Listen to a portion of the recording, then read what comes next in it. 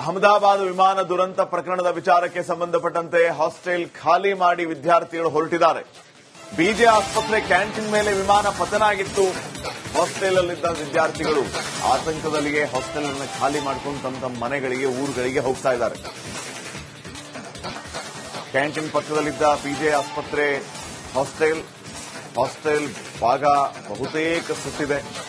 ಗಂಟು ಮೂಟೆ ಕಟ್ಟಿಕೊಂಡು ವಿದ್ಯಾರ್ಥಿಗಳು ಹೊರಟಿದ್ದಾರೆ. ಹಾಸ್ಟೆಲ್ನ ಬಹುತೇಕ ಭಾಗ ಸುಟ್ಟು ಕರಕಲಾಗಿದೆ. ತಾವು ನಿನ್ನೆಯೂ ಕೂಡ ಪ್ರಧಾನಿ ಮೋದಿ ಅವರು ಭೇಟಿ ನೀಡಿದಂತಹ ಸಂದರ್ಭದಲ್ಲಿ ಆ ದೃಶ್ಯಗಳನ್ನು ಗಮನಿಸ್ತಾ ಇದ್ರಿ. ಹಾಸ್ಟೆಲ್ನ ಪರಿಸ್ಥಿತಿ ಏನಾಗಿದೆ ಅಂತ ಹೇಳಿ. ಈಗ ಸದ್ಯ ಹಾಸ್ಟೆಲ್ ಅಲ್ಲಿ ವಾಸವಿದ್ದ ವಿದ್ಯಾರ್ಥಿಗಳು ಆ ಹಾಸ್ಟೆಲ್ ಖಾಲಿ ಮಾಡಿಕೊಂಡು ತಮ್ಮ ಮನೆಗಳಿಗೆ ಅಥವಾ ಬೇರೆ ಜಾಗಕ್ಕೆ ಹೋಗ್ತಾ ಇದ್ದಾರೆ.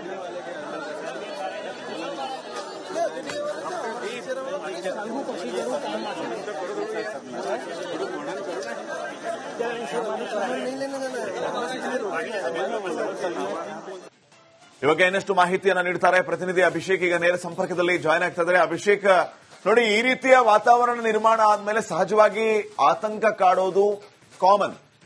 ಜೊತೆಗೆ ಪೋಷಕರ ಒತ್ತಡ ಕೂಡ ಇರುತ್ತೆ. ಬಂದ್ಬಿಡು ನೀನು, ಅಲ್ಲಿರೋದೇ ಬೇಡ, ಹಾಗೆ ಹೀಗೆ ಅಂತ ಹೇಳಿ ಮೆಡಿಕಲ್ ಸ್ಟೂಡೆಂಟ್ಸ್ ಎಲ್ಲ ಈಗ ಹಾಸ್ಟೆಲ್ ಅನ್ನೇ ಖಾಲಿ ಮಾಡ್ತಾ ಇದ್ದಾರೆ. ಯಾಕಂದ್ರೆ ಆ ಹಾಸ್ಟೆಲ್ ಅಲ್ಲಿ ಇದ್ದಂತಹ ಒಂದು 23 ಜನ ಈ ವಿಮಾನ ಪತನದಿಂದ ಸಾವನ್ನಪ್ಪಿರುವಂತಹ ದುರಂತ ನಡೆದು ಹೋಗಿದೆ. ಸದ್ಯ ಅಲ್ಲಿನ ಪರಿಸ್ಥಿತಿ ಹೇಗಿದೆ, ಏನೆಲ್ಲ ಅಪ್ಡೇಟ್ಸ್ ಕೊಡ್ತೀರಿ?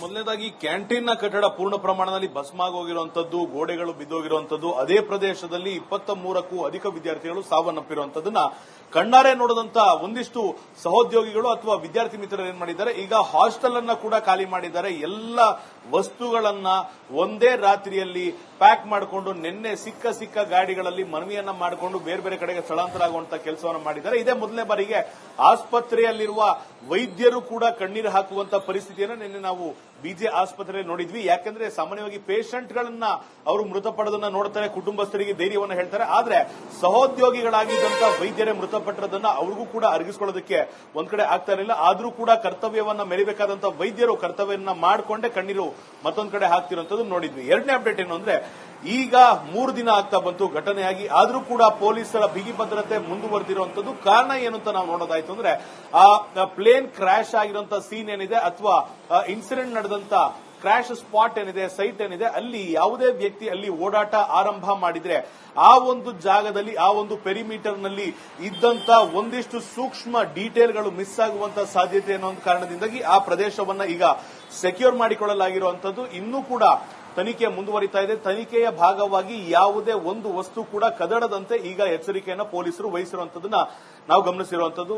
ಇನ್ನೊಂದು ಅಪ್ಡೇಟ್ ಏನು ಅಂದ್ರೆ, ಬಿಜೆ ಆಸ್ಪತ್ರೆಯ ಶವಾಗಾರದಲ್ಲಿ ಇದ್ದಂತ ಪೋಸ್ಟ್ ಮಾರ್ಟಮ್ ಮಾಡೋದಕ್ಕೂ ಕೂಡ ಅಸಾಧ್ಯವಾದಂತ ಅಷ್ಟು ಬಾಡಿಗಳನ್ನ ಈ ಸದ್ಯ ಮಟ್ಟಿಗೆ ಅದೇ ಆಸ್ಪತ್ರೆಯ ಮತ್ತೊಂದು ಕೋಲ್ಡ್ ಸ್ಟೋರೇಜ್ ನ ಯೂನಿಟ್ಗೆ ಈಗಾಗಲೇ ರವಾನೆ ಮಾಡಲಾಗಿರುವಂತದ್ದು. ಯಾರಾದರೂ ಕುಟುಂಬಸ್ಥರು ಬಂದು ಈ ದೇಹಗಳನ್ನ ಕಂಡು ಹಿಡಿದಿದೆ ಆದ್ರೆ, ಅಂದ್ರೆ ವಿಮಾನದಲ್ಲಿ ಪತನವಾದ ವಿಮಾನದಲ್ಲಿದ್ದ ಯಾವ ಬಾಡಿಗಳನ್ನು ಕೂಡ ಕಂಡು ಹಿಡಿಯೋದಕ್ಕೆ ಆಗೋದಿಲ್ಲ. ಬದಲಾಗಿ ಕೆಳಗೆ ಇದ್ದಂತ ಒಂದಿಷ್ಟು, ನಿನ್ನೆ ನಾನು ಹೇಳಿದಂತೆ ಆಕಾಶ್ನ ಕುಟುಂಬಸ್ಥರು, ಇಂಥ ಅನೇಕ ಜನರು ಕೂಡ ಮೃತಪಟ್ಟಿರೋದ್ರಿಂದ ಅವರ ಕುಟುಂಬಗಳಿಗೆ ಈಗ ಮೃತದೇಹವನ್ನು ಹಸ್ತಾಂತರ ಮಾಡಲಾಗಿರುವಂತದ್ದು.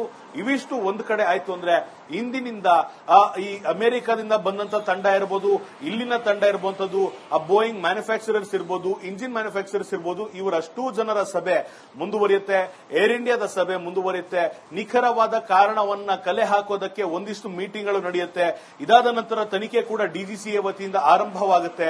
ಈ ಎಲ್ಲ ಘಟನೆಗಳು, ಎಲ್ಲ ಬೆಳವಣಿಗೆಗಳು ನಡೆಯುತ್ತಿರುವಂತಹ ಸಂದರ್ಭದಲ್ಲೇ ಆ ಕ್ರಾಶ್ ಸೈಟ್ ಅಲ್ಲಿ ಇರುವಂತ ಅಷ್ಟು ಅವಶೇಷಗಳನ್ನ ಹಂತ ಹಂತವಾಗಿ ಡಿಸ್ಮ್ಯಾಂಟಲ್ ಮಾಡಿ ತೆಗೆದುಕೊಂಡು ಹೋಗ್ತಾರಾ ಅಥವಾ ಆ ಇಡೀ ಭಾಗವನ್ನೇ ತೆಗೆದುಕೊಂಡು ಹೋಗ್ತಾರಾ ಅನ್ನೋದು ಈಗ ಕುತೂಹಲ ಮೂಡಿಸಿರುವಂತದ್ದು. ಯಾಕೆಂದ್ರೆ ಆ ಬಿಡಿ ಭಾಗಗಳನ್ನಾಗಿ ತೆಗೆದುಕೊಂಡು ಹೋದರೆ ಆ ಒರಿಜಿನಾಲಿಟಿ ಅಥವಾ ಆ ಒಂದು ಒರಿಜಿನಲ್ ಫೀಲ್ ಇರೋದಿಲ್ಲ.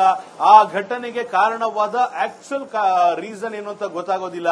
ಈ ಕಾರಣಗಳಿಂದ ಯಾವ ರೀತಿ ತೆಗೆದುಕೊಂಡು ಹೋಗ್ತಾರೆ, ಯಾವ ರೀತಿ ಸಾಗಿಸ್ತಾರೆ ಅನ್ನೋದು ಈಗ ಬಂದಿರುವಂತಹ ಒಂದು ಪ್ರಶ್ನೆ ಆಗಿರುವಂತದ್ದು. ಎನ್ಡಿಆರ್ಎಫ್, ಎಸ್ಡಿಆರ್ಎಫ್, ಸಿಐಎಸ್ಎಫ್, ಇವತ್ತಿಗೂ ಕೂಡ ತಮ್ಮ ಸೇವೆಯನ್ನ ಮುಂದುವರಿಸಿರುವಂತದ್ದು. ಅಲ್ಲಿ ಯಾವುದೇ ಸಂದರ್ಭದಲ್ಲಿ ಯಾವ ಒಬ್ಬ ಸ್ಥಳೀಯ ನಿವಾಸಿಯಾಗಲಿ ಪ್ರೇಕ್ಷಕನಿಗಾಗಲಿ ಆ ಒಂದು ಕ್ರಾಶ್ ಸೈಟ್ ಬಳಿ ಹೋಗೋದಕ್ಕೆ ಅನುಮತಿ ಅವಕಾಶ ಎರಡನ್ನೂ ಕೂಡ ಈ ಸದ್ದ ಮಟ್ಟಿಗೆ ಮಾಡಿಕೊಡ್ತಾ ಇಲ್ಲ. ಆದ್ರೆ ಇವತ್ತು ಕೂಡ ಇಡೀ ದಿನ ಆಸ್ಪತ್ರೆಯ ಗೋಡೆಗಳು ಆಕ್ರಂದವನ್ನ ನೋಡೋದಕ್ಕೆ ಸಾಕ್ಷಿಯಾಗುತ್ತೆ. ಡಿಎನ್ಎ ಪರೀಕ್ಷೆಗೆ ಈಗಾಗಲೇ ಕೊಟ್ಟಂತ ಕುಟುಂಬಸ್ಥರು 72 ಗಂಟೆಗಳ ಕಾಲ ಕಾಯಬೇಕಾಗುತ್ತೆ. ಅವರ ಕುಟುಂಬಸ್ಥರ ಮೃತದೇಹದ ಡಿಎನ್ಎ ಜೊತೆಗೆ ಮ್ಯಾಚ್ ಮಾಡೋದಕ್ಕೆ ಮಿನಿಮಮ್ ಅಂದ್ರೂ 3 ದಿನ ಆಗೋದ್ರಿಂದ ಆ 3 ದಿನಗಳ ಕಾಲ ಆ ಅಪರಿಚಿತ ಶವಗಳು ಅಂತ ಏನ್ ಹೇಳಬೇಕಾಗುತ್ತೆ, ಸುಟ್ಟು ಕರಕಲಾಗಿರೋ ಶವಗಳು ಈ ಸದ್ ಮಟ್ಟಿಗೆ ಕೋಲ್ಡ್ ಸ್ಟೋರೇಜ್ ನಲ್ಲೇ ಕಂಟಿನ್ಯೂ ಆಗುವಂತ ಸಾಧ್ಯತೆ ಇದೆ. ಪಾಟೀಲ್ ರೇ, ಓಕೆ, ಒಂದೇ ನಿಮಿಷ ಸಂಪರ್ಕದಲ್ಲಿ ಮತ್ತೊಂದು ಬ್ರೇಕಿಂಗ್. ಅಹಮದಾಬಾದ್ ವಿಮಾನ ದುರಂತ ಪ್ರಕರಣದ ವಿಚಾರಕ್ಕೆ ಸಂಬಂಧಪಟ್ಟಂತೆ ಹಾಸ್ಟೆಲ್ ಖಾಲಿ ಮಾಡಿ ವಿದ್ಯಾರ್ಥಿಗಳು ಹೊರಟಿದ್ದಾರೆ. ಬಿಜೆ ಆಸ್ಪತ್ರೆ ಕ್ಯಾಂಟೀನ್ ಮೇಲೆ ವಿಮಾನ ಪತನ ಆಗಿತ್ತು. ಹಾಸ್ಟೆಲ್ನಲ್ಲಿದ್ದ ವಿದ್ಯಾರ್ಥಿಗಳು ಆತಂಕದಲ್ಲಿಯೇ ಹಾಸ್ಟೆಲ್ ಅನ್ನು ಖಾಲಿ ಮಾಡಿಕೊಂಡು ತಮ್ಮ ಮನೆಗಳಿಗೆ ಊರುಗಳಿಗೆ ಹೋಗ್ತಾ ಇದ್ದಾರೆ. ಕ್ಯಾಂಟೀನ್ ಪಕ್ಕದಲ್ಲಿದ್ದ ಬಿಜೆ ಆಸ್ಪತ್ರೆ ಹಾಸ್ಟೆಲ್ ಭಾಗ ಬಹುತೇಕ ಸುತ್ತಿದೆ. ಗಂಟು ಮೂಟೆ ಕಟ್ಟಿಕೊಂಡು ವಿದ್ಯಾರ್ಥಿಗಳು ಹೊರಟಿದ್ದಾರೆ. ಹಾಸ್ಟೆಲ್ನ ಬಹುತೇಕ ಭಾಗ ಸುಟ್ಟು ಕರಕಲಾಗಿದೆ.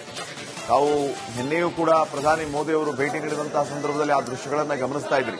ಹಾಸ್ಟೆಲ್ನ ಪರಿಸ್ಥಿತಿ ಏನಾಗಿದೆ ಅಂತ ಹೇಳಿ. ಈಗ ಸದ್ಯ ಹಾಸ್ಟೆಲ್ ವಾಸವಿದ್ದ ವಿದ್ಯಾರ್ಥಿಗಳು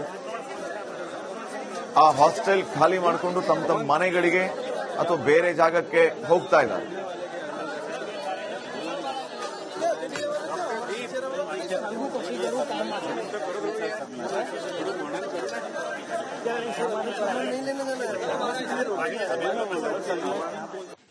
ಇವಾಗ ಇನ್ನಷ್ಟು ಮಾಹಿತಿಯನ್ನ ನೀಡ್ತಾರೆ ಪ್ರತಿನಿಧಿ ಅಭಿಷೇಕ್. ಈಗ ನೇರ ಸಂಪರ್ಕದಲ್ಲಿ ಜಾಯ್ನ್ ಆಗ್ತಾ ಇದ್ದಾರೆ. ಅಭಿಷೇಕ್, ನೋಡಿ, ಈ ರೀತಿಯ ವಾತಾವರಣ ನಿರ್ಮಾಣ ಆದ್ಮೇಲೆ ಸಹಜವಾಗಿ ಆತಂಕ ಕಾಡೋದು ಕಾಮನ್. ಜೊತೆಗೆ ಪೋಷಕರ ಒತ್ತಡ ಕೂಡ ಇರುತ್ತೆ. ಬಂದ್ಬಿಡು ನೀನು, ಅಲ್ಲಿರೋದೇ ಬೇಡ, ಹಾಗೆ ಹೀಗೆ ಅಂತ ಹೇಳಿ ಮೆಡಿಕಲ್ ಸ್ಟೂಡೆಂಟ್ಸ್ ಎಲ್ಲ ಈಗ ಹಾಸ್ಟೆಲ್ ಅನ್ನೇ ಖಾಲಿ ಮಾಡ್ತಾ ಇದ್ದಾರೆ. ಯಾಕಂದ್ರೆ ಆ ಹಾಸ್ಟೆಲ್ ಅಲ್ಲಿ ಇದ್ದಂತಹ ಒಂದು 23 ಜನ ಈ ವಿಮಾನ ಪತನದಿಂದ ಸಾವನ್ನಪ್ಪಿರುವಂತಹ ದುರಂತ ನಡೆದು ಹೋಗಿದೆ. ಸದ್ಯ ಅಲ್ಲಿನ ಪರಿಸ್ಥಿತಿ ಹೇಗಿದೆ, ಏನೆಲ್ಲ ಅಪ್ಡೇಟ್ಸ್ ಕೊಡ್ತೀರಿ?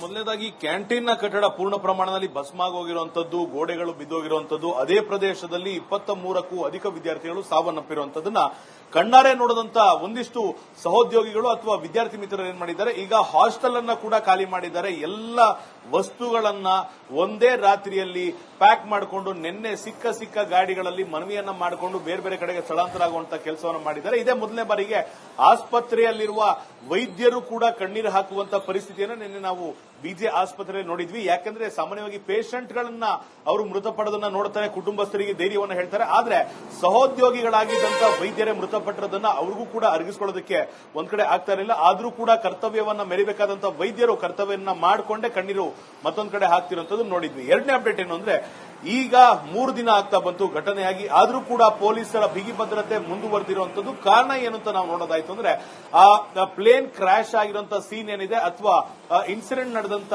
ಕ್ರಾಶ್ ಸ್ಪಾಟ್ ಏನಿದೆ, ಸೈಟ್ ಏನಿದೆ, ಅಲ್ಲಿ ಯಾವುದೇ ವ್ಯಕ್ತಿ ಅಲ್ಲಿ ಓಡಾಟ ಆರಂಭ ಮಾಡಿದ್ರೆ ಆ ಒಂದು ಜಾಗದಲ್ಲಿ, ಆ ಒಂದು ಪೆರಿಮೀಟರ್ ನಲ್ಲಿ ಇದ್ದಂತ ಒಂದಿಷ್ಟು ಸೂಕ್ಷ್ಮ ಡೀಟೇಲ್ಗಳು ಮಿಸ್ ಆಗುವಂತ ಸಾಧ್ಯತೆ ಅನ್ನೋ ಒಂದು ಕಾರಣದಿಂದಾಗಿ ಆ ಪ್ರದೇಶವನ್ನ ಈಗ ಸೆಕ್ಯೂರ್ ಮಾಡಿಕೊಳ್ಳಲಾಗಿರುವಂತದ್ದು. ಇನ್ನೂ ಕೂಡ ತನಿಖೆ ಮುಂದುವರಿತಾ ಇದೆ. ತನಿಖೆಯ ಭಾಗವಾಗಿ ಯಾವುದೇ ಒಂದು ವಸ್ತು ಕೂಡ ಕದಡದಂತೆ ಈಗ ಎಚ್ಚರಿಕೆಯನ್ನು ಪೊಲೀಸರು ವಹಿಸಿರುವಂತದನ್ನ ನಾವು ಗಮನಿಸಿರುವಂತದ್ದು. ಇನ್ನೊಂದು ಅಪ್ಡೇಟ್ ಏನು ಅಂದ್ರೆ, ಬಿಜೆ ಆಸ್ಪತ್ರೆಯ ಶವಾಗಾರದಲ್ಲಿ ಇದ್ದಂತ ಪೋಸ್ಟ್ ಮಾರ್ಟಮ್ ಮಾಡೋದಕ್ಕೂ ಕೂಡ ಅಸಾಧ್ಯವಾದಂತ ಅಷ್ಟು ಬಾಡಿಗಳನ್ನ ಈ ಸದ್ದ ಮಟ್ಟಿಗೆ ಅದೇ ಆಸ್ಪತ್ರೆಯ ಮತ್ತೊಂದು ಕೋಲ್ಡ್ ಸ್ಟೋರೇಜ್ ನ ಯೂನಿಟ್ಗೆ ಈಗಾಗಲೇ ರವಾನೆ ಮಾಡಲಾಗಿರುವಂತದ್ದು. ಯಾರಾದರೂ ಕುಟುಂಬಸ್ಥರು ಬಂದು ಈ ದೇಹಗಳನ್ನ ಕಂಡು ಹಿಡಿದಿದೆ ಆದ್ರೆ, ಅಂದ್ರೆ ವಿಮಾನದಲ್ಲಿ ಪತನವಾದ ವಿಮಾನದಲ್ಲಿದ್ದ ಯಾವ ಬಾಡಿಗಳನ್ನು ಕೂಡ ಕಂಡು ಹಿಡಿಯೋದಕ್ಕೆ ಆಗೋದಿಲ್ಲ. ಬದಲಾಗಿ ಕೆಳಗೆ ಇದ್ದಂತ ಒಂದಿಷ್ಟು, ನಿನ್ನೆ ನಾನು ಹೇಳಿದಂತೆ ಆಕಾಶ್ನ ಕುಟುಂಬಸ್ಥರು, ಇಂಥ ಅನೇಕ ಜನರು ಕೂಡ ಮೃತಪಟ್ಟಿರೋದ್ರಿಂದ ಅವರ ಕುಟುಂಬಗಳಿಗೆ ಈಗ ಮೃತದೇಹವನ್ನು ಹಸ್ತಾಂತರ ಮಾಡಲಾಗಿರುವಂತದ್ದು. ಇವಿಷ್ಟು ಒಂದು ಕಡೆ ಆಯ್ತು ಅಂದ್ರೆ, ಇಂದಿನಿಂದ ಈ ಅಮೆರಿಕದಿಂದ ಬಂದಂತ ತಂಡ ಇರಬಹುದು, ಇಲ್ಲಿನ ತಂಡ ಇರಬಹುವಂತದ್ದು, ಆ ಬೋಯಿಂಗ್ ಮ್ಯಾನುಫ್ಯಾಕ್ಚರರ್ಸ್ ಇರಬಹುದು, ಇಂಜಿನ್ ಮ್ಯಾನುಫ್ಯಾಕ್ಚರರ್ಸ್ ಇರಬಹುದು, ಇವರಷ್ಟೂ ಜನರ ಸಭೆ ಮುಂದುವರಿಯುತ್ತೆ. ಏರ್ ಇಂಡಿಯಾದ ಸಭೆ ಮುಂದುವರಿಯುತ್ತೆ. ಮುಂದುವರಿಯುತ್ತೆ. ನಿಖರವಾದ ಕಾರಣವನ್ನ ಕಲೆ ಹಾಕೋದಕ್ಕೆ ಒಂದಿಷ್ಟು ಮೀಟಿಂಗ್ಗಳು ನಡೆಯುತ್ತೆ. ಇದಾದ ನಂತರ ತನಿಖೆ ಕೂಡ ಡಿಜಿಸಿಎ ವತಿಯಿಂದ ಆರಂಭವಾಗುತ್ತೆ. ಈ ಎಲ್ಲ ಘಟನೆಗಳು, ಎಲ್ಲ ಬೆಳವಣಿಗೆಗಳು ನಡೀತಿರುವಂತಹ ಸಂದರ್ಭದಲ್ಲೇ ಆ ಕ್ರಾಶ್ ಸೈಟ್ ಅಲ್ಲಿ ಇರುವಂತ ಅಷ್ಟು ಅವಶೇಷಗಳನ್ನ ಹಂತ ಹಂತವಾಗಿ ಡಿಸ್ಮ್ಯಾಂಟಲ್ ಮಾಡಿ ತೆಗೆದುಕೊಂಡು ಹೋಗ್ತಾರಾ ಅಥವಾ ಆ ಇಡೀ ಭಾಗವನ್ನೇ ತೆಗೆದುಕೊಂಡು ಹೋಗ್ತಾರಾ ಅನ್ನೋದು ಈಗ ಕುತೂಹಲ ಮೂಡಿಸಿರುವಂತದ್ದು. ಯಾಕೆಂದ್ರೆ ಆ ಬಿಡಿ ಭಾಗಗಳನ್ನಾಗಿ ತೆಗೆದುಕೊಂಡು ಹೋದರೆ ಆ ಒರಿಜಿನಾಲಿಟಿ ಅಥವಾ ಆ ಒಂದು ಒರಿಜಿನಲ್ ಫೀಲ್ ಇರೋದಿಲ್ಲ. ಆ ಘಟನೆಗೆ ಕಾರಣವಾದ ಆಕ್ಚುಯಲ್ ರೀಸನ್ ಏನು ಅಂತ ಗೊತ್ತಾಗೋದಿಲ್ಲ. ಈ ಕಾರಣಗಳಿಂದ ಯಾವ ರೀತಿ ತೆಗೆದುಕೊಂಡು ಹೋಗ್ತಾರೆ, ಯಾವ ರೀತಿ ಸಾಗಿಸ್ತಾರೆ ಅನ್ನೋದು ಈಗ ಬಂದಿರುವಂತಹ ಒಂದು ಪ್ರಶ್ನೆ ಆಗಿರುವಂತದ್ದು. ಎನ್ಡಿಆರ್ಎಫ್, ಎಸ್ಡಿಆರ್ಎಫ್, ಸಿಐಎಸ್ಎಫ್ ಇವತ್ತಿಗೂ ಕೂಡ ತಮ್ಮ ಸೇವೆಯನ್ನ ಮುಂದುವರಿಸಿರುವಂತದ್ದು.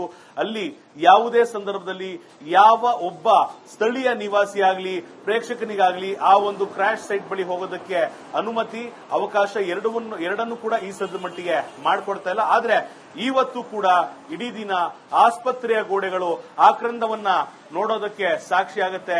ಡಿಎನ್ಎ ಪರೀಕ್ಷೆಗೆ ಈಗಾಗಲೇ ಕೊಟ್ಟಂತ ಕುಟುಂಬಸ್ಥರು 72 ಗಂಟೆಗಳ ಕಾಲ ಕಾಯಬೇಕಾಗುತ್ತೆ. ಅವರ ಕುಟುಂಬಸ್ಥರ ಮೃತದೇಹದ ಡಿಎನ್ಎ ಜೊತೆಗೆ ಮ್ಯಾಚ್ ಮಾಡೋದಕ್ಕೆ ಮಿನಿಮಮ್ ಅಂದ್ರೂ 3 ದಿನ ಆಗೋದ್ರಿಂದ ಆ 3 ದಿನಗಳ ಕಾಲ ಆ ಅಪರಿಚಿತ ಶವಗಳು ಅಂತ ಏನ್ ಹೇಳಬೇಕಾಗುತ್ತೆ, ಸುಟ್ಟು ಕರಕಲಾಗಿರೋ ಶವಗಳು ಈ ಸದ್ ಮಟ್ಟಿಗೆ ಕೋಲ್ಡ್ ಸ್ಟೋರೇಜ್ ನಲ್ಲೇ ಕಂಟಿನ್ಯೂ ಆಗುವಂತ ಸಾಧ್ಯತೆ ಇದೆ. ಪಾಟೀಲ್ ರೇ, ಒಂದೇ ನಿಮಿಷ ಸಂಪರ್ಕದಲ್ಲಿ ಮತ್ತೊಂದು